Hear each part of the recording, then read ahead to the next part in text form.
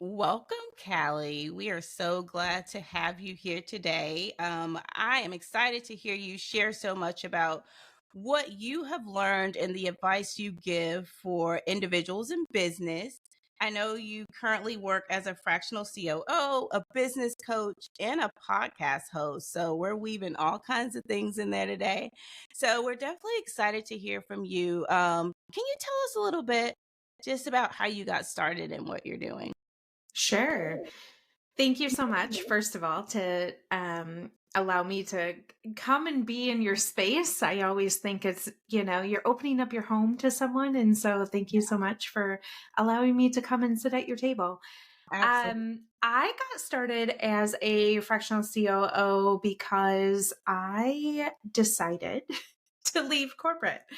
As most of us, right, that journey into entrepreneurship, we're either working a job or we are, have a side hustle that's kind Yeah. of brewing. And so when I kind of got the urge to move into entrepreneurship, it was really out of necessity for not working for someone. Yeah. Um, I have been in the HR field for a really long time, specifically in like recruiting and retention. Yeah. And so doing that, there was just a lot of pressure, when the economy tanks, recruiting services are bound up. When the economy is doing really good, it's often hard to find a lot of people. And so as I kind of moved up the ladder, it really became more about managing people and less about the actual job that you were doing, right? And Yeah. that happens in management all the time. And so, one of the things that really solidified me trying to move out of corporate was I had actually made a career change because I was so burnt out. Yeah. And I decided that I was going to do corporate insurance, which anyone who really knows me and my personality knows that insurance and Cali are like oil and water. We just don't. But I did it because I thought, oh, it's a career change. Do. Yeah. Again, chasing the corporate ladder. I had spent so much time being a single mom and so much time um, eh, trying to get out of destitute, right? Trying to get out of poverty. Yeah. I wouldn't say that I grew up rich. Matter of fact, I really didn't realize how poor we were until later in my life and how much my mom really had to rob Peter to pay Paul, just so your kids could make it.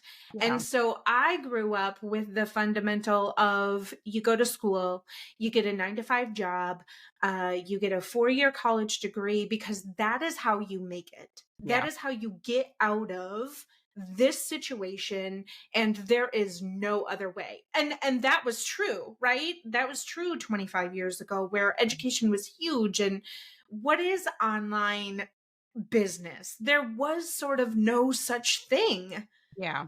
And so when I started to climb the corporate ladder, it was really so my daughter didn't have to live how I lived. My daughter didn't have to grow up on powdered milk, right? My daughter didn't have to see the struggle that was actually happening, Mhm. but she was also gifted well enough that when this time comes, now she's a senior in high school, she can decide, is school the best fit for me? Do I Yeah. want to, I can choose the career path that I want to because I'm not trying to make my bills. I'm not forcing the hand. So all of that to say, as I'm climbing the corporate ladder, I know that that's the reason why I'm doing it. And Mhm. I put myself in a lot of toxic situations and working for individuals that were just, for lack of a better term, crappy people. Yeah. Didn't know how to lead, didn't know, it was just the grind, right? The good old boys club. Yeah. That was sort of where I found myself in the middle of, Mhm. trying to be the loudest person in the boardroom just to make a point and not because I'm actually being heard, but I'm Yeah. fighting for my voice to be heard. Yeah. And so in my last position, I found myself back in that same spot. Mhm. And I remember distinctly when he sent me an email and said, "Hey, can you print this and bring it to my office?" Now, mind you, I am not an admin assistant at this point. I am not that that wasn't helpful by any stretch of the Yeah. imagination, but the man had a printer sitting next to his desk that stapled for him. And I just thought to myself, I'm good. Like, that's it. I'm out of here. Yeah. I am not, that is not my job. That is not what you hired me for. You are well equipped, right, to do that for yourself. Yeah. And so that was when I checked out. I'm all set. And I really made the push for, can I actually turn this into an online business management model? Can I utilize the skills that I have used for years and years and years Mhm. on managing teams and managing people to help other women in business build the back end of their business? And so, by the grace of God and a wonderful woman that I have met and Clubhouse, that was when Clubhouse really came out, right? Um, and I am an older millennial. So when the time came for another app to be downloaded on the phone, I'm telling you, I was like, I'm not doing this. I am not downloading yet another app. Are Not you one more kidding thing. me? Yes, like, no, like we are the millennials that invented the internet and have survived without it. I'm not doing it, right? So push came to shove. I land on Clubhouse, Yeah. and about a week later, I came home and I told my husband, I said, I think I have to quit my job. And he said, "Excuse me?" And I said, I have all of these people coming out of the woodwork, and it was really just me showing, because it's an audio app, right? It's Yeah. really just showing up, having conversation with people, getting to know people, getting to know their pain points. Mhm.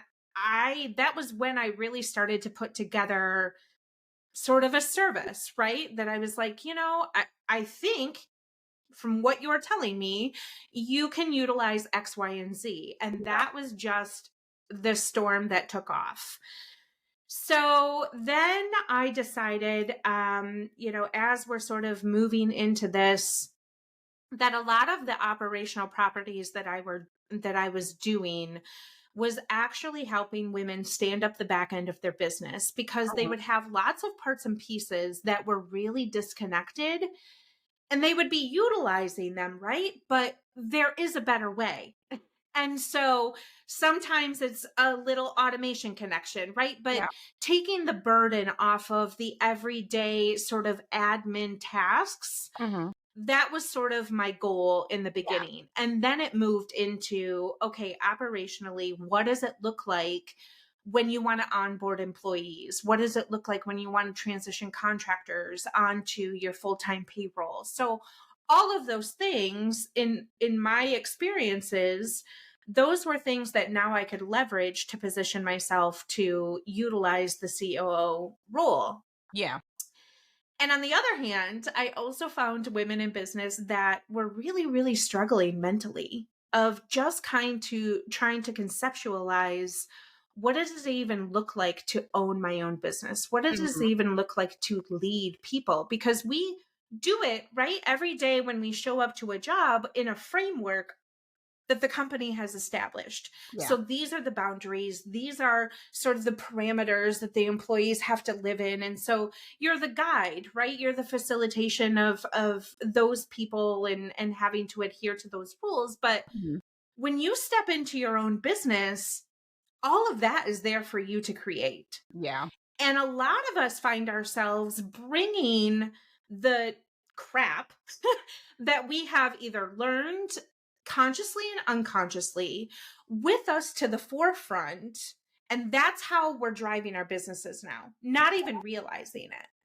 And what I encourage all women in business to do is stand at your business from a 500-foot view and Mhm. really pick and choose the sound things that you have left corporate with, that you can incorporate, that are easy, Yeah. but also make a path for yourself.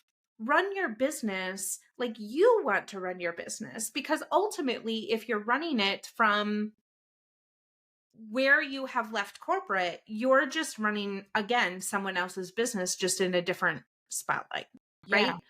So I've transitioned to working a lot on the back end, again, with women, to just help them understand, what does that even look like, both tangible and intangible things, right? And a lot of it is mindset work. Yeah. So breaking the barrier of corporate, right? Not really relying on the fact that technically you were an employee, even if you were at an executive level, and really reframing what business, your business, looks like to you, and Hmm. how you can move forward without consistently looking over your shoulder and saying, well, who's going to help me make this decision? I don't know what to do. Because oftentimes that's what we do, right? We have this grand idea, and then we go to our girlfriends, we go to other peers in our community, which I'm not saying that those are bad things. Those are beautiful things to get feedback on. But ultimately, at the end of the day, the decision is yours. Yeah. And I think sometimes as a woman, we're really, really good at showing up in spaces and saying, well, what would you do? What would you have me do? Does Yeah. this sound okay? Because I really feel like I need the extra encouragement, rather than standing on our own 2 feet and saying, this is actually what I'm going to be doing. And if it fails, great. I'm going to move on to the next thing. I think Yeah. we're so tied up with the fear of failure that we oftentimes overcompensate on the other side of the end by going and waiting for someone to give us the idea, or waiting for someone to tell us how to do the idea. Yeah. So, all of that to say, that's kind of how I arrived, and what part of my framework and the work that I do encompasses. Um, Man, you hit on a lot of key points. One thing I'll touch on really quickly is the decision making. I'm completely on board with that. I feel like decision making is kind of like a muscle that you need to work a little bit before Yes. you can build that confidence. But then I also think, just from if we pan out and get a larger view, I think we all need to be very conscious of how we're responding to failure. So that's for parents. Look at how you're responding to failure with your children. For friends, Yes. look how you're responding to failure with each other. For spouses, whatever. Look at how you're responding to failure with individuals around your life, because that nervousness to fail isn't from nowhere. I mean, we just Right. sometimes just get the craziest responses to small failures. But if we're thinking about it, and if we're being honest with ourselves, a lot of times, and I'd probably say most of the time, growth comes from discomfort or Yeah. situations where we don't necessarily feel like I got this in the bag. So, that typically is a situation where you failed and then you're learning a lot of things. But I would just challenge listeners today, like, look at how you're responding, because we do want to create an environment that it's okay to fail. And you know what? Everyone's going to fail at some point, but you need to realize, once you fail, how you're going to get up and how you're going to pivot. That's the next thing. And that kind of helps with that decision making for sure. Um, I And I don't just want to add to that, the sometimes we don't even allow ourselves to fail, Yeah. because we let fear get in the bus, right? We let it climb into the driver's seat, and we let it just take us wherever it wants to go, and it doesn't even arrive to the thing that we actually wanted to do. We're off on another tangent, and most of the time it is something else, maybe that we've seen on social media, that we're like, oh, that's easy to replicate, I can do that. Yeah. But it's not the heart and soul of what you're doing.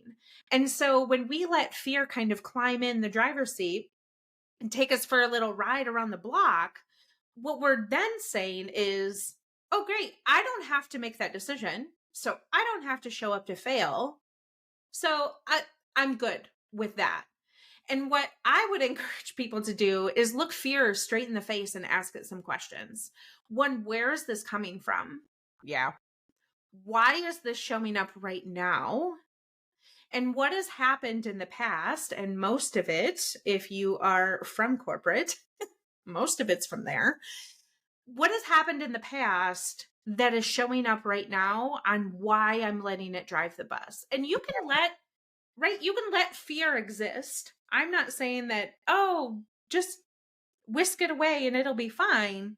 Fear can exist, but there's a place for it, and it's in the back of the bus because you're acknowledging it and you're telling yourself, something is really scary right now. Mm-hmm.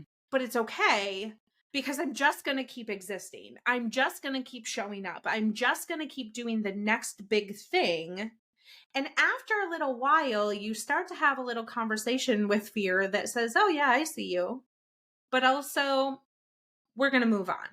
Yeah. And it starts to get a little bit less and less. And like you said, it's a muscle that you consistently have to exercise, because otherwise it's just out there in the wild and it is leading you by a leash. Yeah. And you have no idea where you're going and you're in the dark. Absolutely. I love those questions. Look fear in the face. Mhm. Ooh, it sounds scary, but it's good. It's It's kind of like a science project if you think about it. Like if we can all think of ourselves as like a little science project of like, that's interesting. Yeah. What's actually coming up there, right? Because if we come at it from that lens, it seems a little less scary. Yeah. Absolutely. And more so of like, let's dissect what's actually going on, and then you're transitioning into empowering your own self to move the needle of your self-development and professional development forward. And my friend Laura Kelly, she's a beautiful woman. She says, your personal development is now your professional development when you're in business for yourself. That's And I'm true. like, that's pretty profound. It is. It's Yeah. true when you think about it that way. I want to rewind a minute because you mentioned something at the beginning about, I'm working in corporate. I was tired of, I don't know if these are your words, but working for the man. I don't know if you said that. We can I use probably, those words. I probably said that. Working for the man. And you decided to start your own business. I feel like today we are in a time where everyone is starting their own business. Like, this is the thing right now. Start your own business, go into business for yourself. But on the other hand, I do recognize that we all have different abilities. So now that you have, been in business for yourself for a while, would you say that leaving your job and then, going at it with your own business is something for everyone to do? I just don't know if we should encourage everyone to just to kind of jump ship and be the I'm on board with it's not. It's okay. really not something that everyone can get on board with. And here's why. Some of us have areas that we don't often get a chance to stand on our own 2 feet. Yeah. Right? There are some of us that and I would say it's probably my mom's generation. Like when I went to go start a business, she was like, "What? What is that?" And I was like, "Oh, it's fine. It's going to be fine. Everything's fine." She's like, "Well, you're bold." Like she encouraged me, but at the same time, she could not fathom what that even looks like. Yeah. I also feel like in her time, like she was an entrepreneur, she ran a daycare, but that also came with a framework, right? There Mhm. are things that are lined out, and just like there are other businesses that come with a framework. And those businesses are absolutely on board with people that can have frameworks and get it off the ground. And Yeah. I feel like there are just different levels of business that can exist. Now, to do something so radical as myself or some other people that also have online businesses where you literally are like, I'm just going to start this from scratch and it'll be fine. Yeah.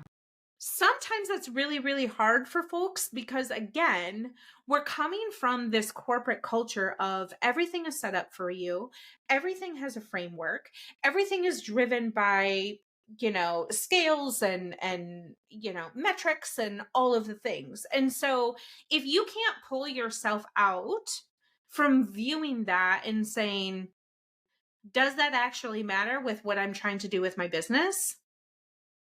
Then you're going to have a really, really hard time getting yourself on board with Yeah. running a business and running a business differently, right? Because sometimes, like in my business, to be honest, I don't really care about metrics. I'm a one woman show. It doesn't make a difference to me, right? Do I plan on having employees? Absolutely not. So none of those things matter, but I Yeah. had to disconnect myself from getting into the rat race of, I need social media to show up like this, and I need my website analytics to look like this. Because what happens is I got myself caught up in the fact that if there are numbers, then I Mhm. know I'm performing. And for me, I had to strip that away and say the numbers don't really matter. What matters to me is, am I happy? Yeah. Do I really enjoy what I'm doing? And so when society kind of gets us in our brains of saying that numbers and everything matter, I think it's really, really hard for people to start businesses based on that framework. Yeah. Because at the end of the day, nobody's going to be coming to your house when you're retired from your business and say, well, what are your numbers? They're going to look at you and say, are you happy? That's Right? Nobody stands up with their social media account on a billboard at your funeral. Nobody does that. But they can tell other people how happy you were, how much you showed up, the light in the room, right? Those are the things that actually matter. yeah. So I think when we look at, can people actually tangibly create businesses? Yes. Will they be successful? Some will and some won't. Yeah. Because I think it's a matter of grit, determination, and really unpacking a lot of the mental fluff that we come with, both with our families, both with our backgrounds, with where we come from, corporate or job wise. And quite honestly, some people just want to be worker bees, right? Yeah. Some Yeah. people just want to show up to a job and go home, and that's it. And I think that's really great. I That's don't know. fine too. Yeah, Yeah. I completely get it. Um, you know, I think the one of the main things I would like people to take away is if you want to start a business, I think you should make sure that you're doing a true self assessment of who you are as an individual. Be honest with yourself. And then, if you do want to do it, make sure that you're willing to put in the work. Anyone who wants to jump into it can, be successful in any venture if you are willing to put in the work. And it's Yeah. going to take that, especially when you are, like you said, a one woman show. You can't afford to be the one woman show and also the slacker. So, Right. so that's the one thing I would say is just make sure that if you're gonna do it, it's awesome, starting a business, but make sure you're willing to put in the work too to make sure that that business is thriving.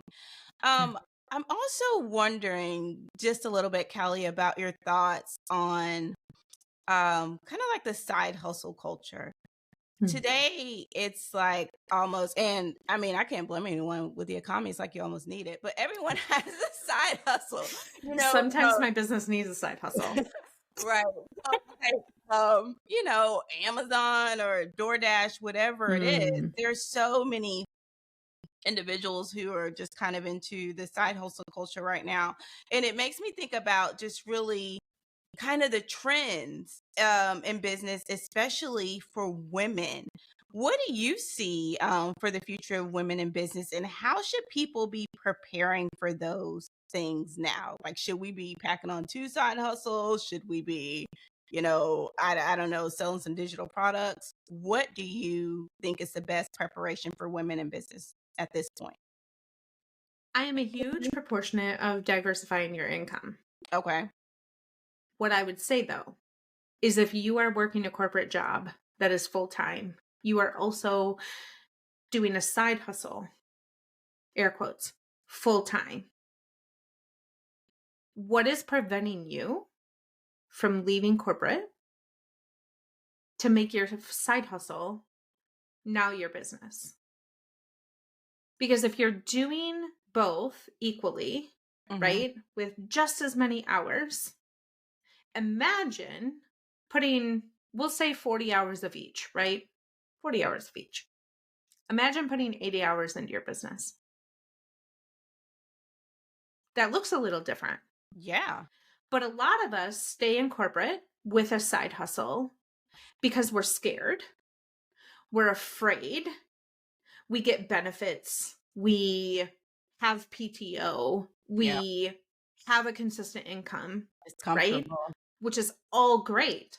It's all comfortable. I would rather wake up every day and bet on myself than work for someone else and chase their dream. And so when you get into, right, if we're going to say then, all right, I'm going to leave corporate and I'm going to do my side hustle full time and it now becomes my business, there's an opportunity then to again pull out at a 500-foot view and say, what other areas of my business have opportunities to expand, to diversify? And you mentioned, like digital downloads and things like that. Those are all like fun things that you can do for your business Hmm. that just enhance, right? And it's not even, it doesn't have to be anything crazy. We're not talking like Amy Porterfield's $5,000 course creation, love her, love it so much. But at the end of the day, we don't have to be looking at that as an aspiration that we need to be getting to tomorrow. Yeah. Right? So there are other things, and I love that you mentioned like digital downloads and, freebies that can track to your email list and all of the things. But I think fundamentally it's about building a community. It's about building your little corner of the internet that when people show up and they really feel loved on, they're going to stay Yeah. and they're going to drink whatever drink you're mixing, right? But you can't do that when you have your foot halfway out of the pond. You can't do that if you're not investing in yourself fully. And we get into this scarcity mindset of, I have my corporate job. I'm just going to do this little side hustle because it's fun. And some people, right? Let's not mince words. Some people, their side hustle, that's all they want it to be. Yeah. They want it for pleasure and it's just something really, really fun that they do on the side. And that is lovely. But I would caution to say, again, what is preventing you from stepping fully inside your business, blowing the door wide open, and having so much fun in different areas of creativity there? Yeah. Because if we're coming back to the ideal of, I carry the insurance for my family. I have scheduled vacations and I'm going to be a one woman show. And so I might not be able to take a vacation. I would err on the caution to say, well, then you build a team and you make it so your business doesn't operate if you get sick or heaven forbid something happens to you. Yeah. It still moves on, right? You have to be strategic. But again, we're playing back to the personal development, professional development piece of getting rid of some of these fundamentals that we have ingrained in us through corporate culture, For sure. through societal ideals, to then step out of the box and say, well, what does this look like for me? Hmm. And I think when we look at our business or side hustle, otherwise, I think this goes both ways to say, am I doing enough so that I'm happy? Yeah. And it's not doing enough, right, in terms of like showing up and making X amount of dollars and doing all the stuff and things.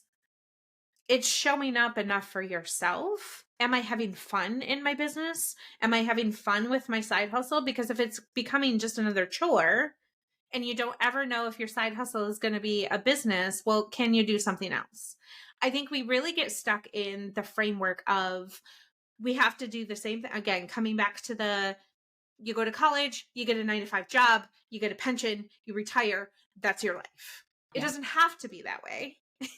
It can be you try different avenues of income, hang out there for as long as you want, Yeah. and then move on if it gets boring. I don't have much experience with like Amazon and all of the other network marketing things. There's a million out there. I'm sure there is. I just try and keep my head down and stay in my lane. Yeah. But it's one of those things that if it's costing you money to buy into, that's a no. Please Yeah. don't do that. That's a hard no, because take that money and invest it in your own business. Yeah. Okay. Network marketing is still working for someone else. I'm just going to say that out loud. Okay. It is, Callie said that, people. Callie I said said it. I said it. I will take it to my grave. I will take it to my grave because again, it's a model that somebody else has created, Yeah. right? It is something else, and it is a framework that you have to go by. Yeah. It's the I same get it. thing. One of the things I respect the most about you, and I think that makes the information that you're giving so much more substantial, is that you were a single mom. So I feel like you've been in the boat before of individuals who may feel like, I have no way out. I don't have as many opportunities.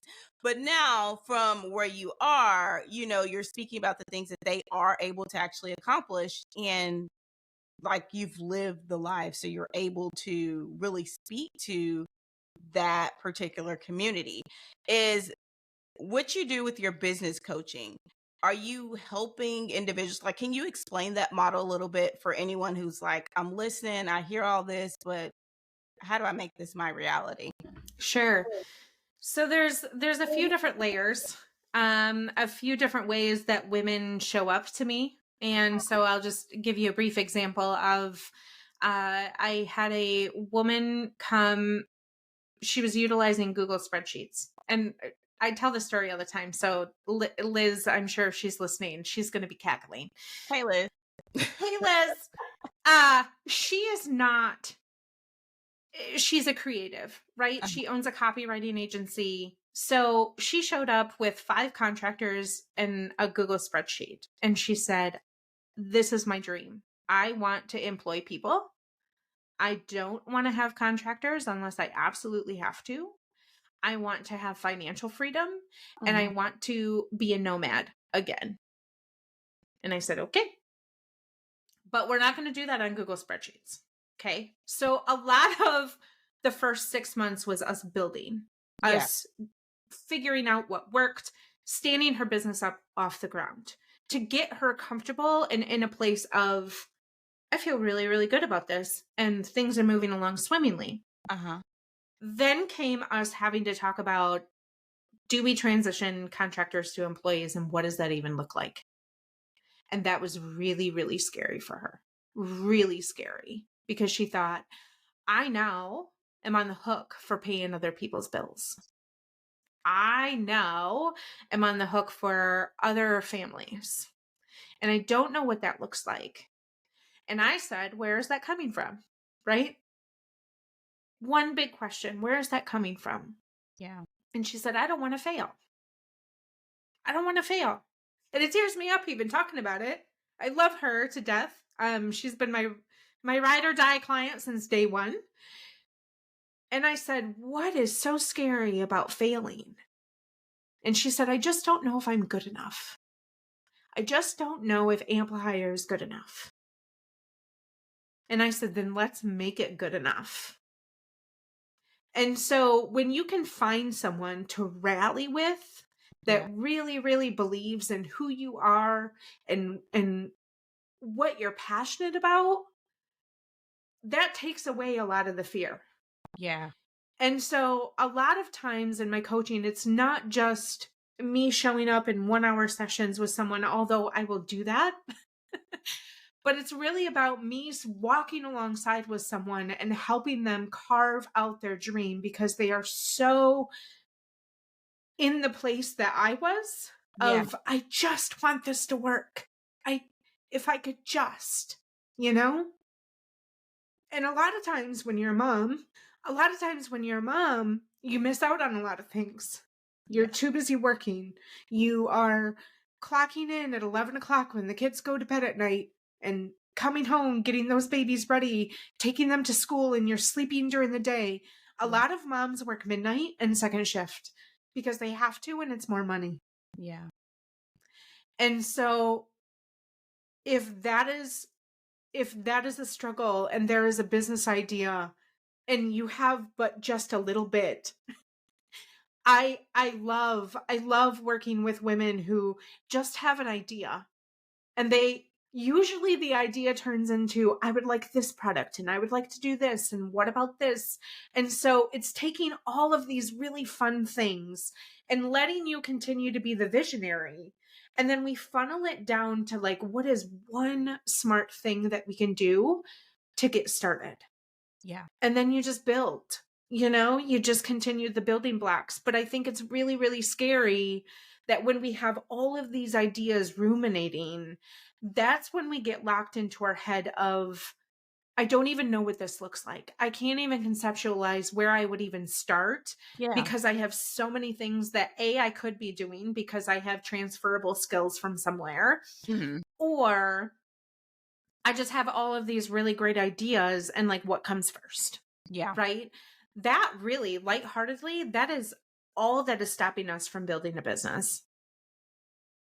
And so when you strip that away and you lay in bed at night and you dream about kind of what your full operating business is, that's when you know that you need a little bit of help. You Yeah. just need a little bit of something, a girlfriend maybe that is in business, if the money's not there for you, to Yeah. just kind of find a mentor, right? Find somebody. And I always, no matter what, I don't care how rich and famous, never going to be that.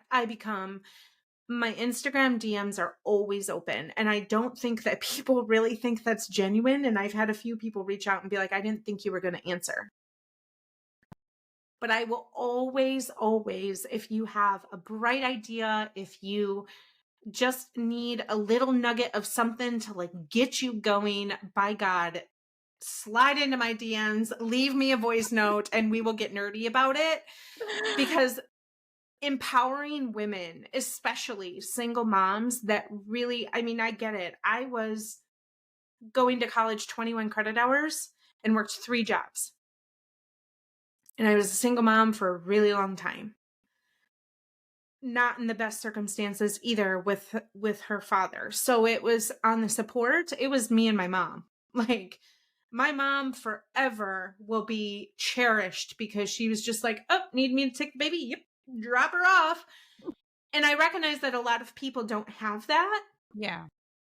So we all have a smartphone, right? We all have some sort of iPad, laptop, whatever. We have access to taking the kids to the library and utilizing that computer. Yeah. There are ways that you can figure it out. If you're looking for one of those ways, I mean, you can trauma dump in my DMs. It's fine. I'm fully equipped to take it. But again, it's like, if you want it bad enough, if you're saying that I know without a shadow of doubt and deep in my heart that this is my way out, Hmm. then make it happen. And it seems harsh and it seems like, oh, here's just another girl on the podium telling me that. But like, it is not easy. My kid is 17 years old. Okay. I've spent 17 years building what I have. It is a long, hard road, and it is tough, and it is not without tears. It is not without setbacks. It is not without people thinking that you are unkind and ungenuine because you're setting boundaries. All of that crap comes with it. Yeah. You've just got to decide to choose your heart. Absolutely. I love your, it's so easy to see like your heart for people and your passion Oh, for helping women. you, Just really, it's not just a business. It's like you're building confidence, you are elevating circumstances, you are literally being able to change someone's family tree by the decisions that they're making and the work they put in to build a business. So, that's really cool. It's really Thank awesome to be able to contribute to someone's life in that way. It's like you're not just a cheerleader, like you're a cheerleader with a plan. So you're helping them, you know, you. You you know, have to have a routine, right? gotta have a plan, gotta have a routine and a plan. I love it. I want to touch bases really quick on your podcast. Tell me a Hmm. little bit about, what are you talking about on there? If we tune in, what can we hear? Yeah, so my podcast is called That Big CEO Energy. And it's all about empowering women to really I love step it. into their big CEO energy. And what does that mean, right? Finding their voice. Yeah. Some people have a voice, it just needs to be a little projected. Yeah. And we talk about all things life, marriage, opportunities for growth. I get really, really deep into sort of my life journey and pieces of how this came to be. And also tangible tips on how to just what we talked about, how to like make it work, Yeah. how to set goals, right? How to check in with yourself. Because being an entrepreneur, being a solopreneur is really, really hard when you don't have a team. Because Hmm. it's really, really easy to say, I don't feel like doing that today. I don't I don't want to work on that today. Yeah. I feel really, really lazy. Great. I'm going to go on a coffee date for 4 hours. And then you get nothing done. Right? So it's setting realistic expectations with yourself, but Hmm. also not again relieving that employee side of you Yeah.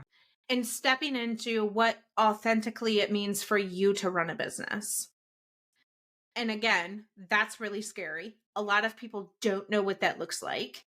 And so most of those episodes are cultivated around that, overcoming self barriers, things of the like. And it's really just a heart. I started as a hobby. It's really just a heart passion for me, but here we are. We're I doing the love thing. it. I Yeah. love it. Big CEO energy. I love it. So tell us, where can we find you? What social media platforms are you on? And what are your social media handles? Sure. So I am on the gram. Trying to do more on Facebook. I don't love Facebook. I'm a millennial. Can you tell? We're over it. We're moving on. Uh, but Instagram is my jam. It is underscore Cal KAL and co. And then I have a website that is shortly going to get rebranded. And I also have a fun freebie that's going to be coming out. So if you want to get on the email newsletter, there's a way to do that on my website. Yeah. But the website is thecalandco.com. And mainly, I honestly show up on my podcast and Instagram. So that's where you can find me. Easy enough. Easy enough. Yep.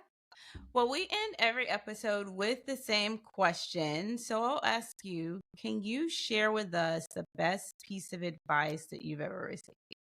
Hmm. You are allowed to make mid-course corrections in your life. That's a good one.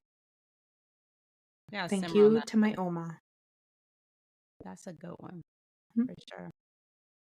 Before we head out, I want to ask you, what happened to Liz? How's her business going? So she has 3 employees currently, So and she operates, she has about tripled her income in less than a year. that is amazing. Mhm. We're all cheering for Liz at this point. We all cheer for Liz. And she is Let's Talk Copy over on Instagram. So follow her because oh my gosh, she's so funny. We love her. Um, And yeah, we work at it daily. And now it is one of those things that we're fine tuning, a lot of processes, a lot of um, stuff that you now as a business owner you have to do, right? yeah, Because you have employees, so you have to set up boundaries, you have to create the frameworks for other people. And so now we're in that journey, and it's a beautiful ride. We love it. Awesome. Well, Callie, it has been great chatting with you. I'm so glad that you took some time to stop by. You are welcome back anytime. We learned so Thank much you. today. Listeners, I hope you learned a ton because I did for sure. So we appreciate you tuning in. And until next time, take care. Thank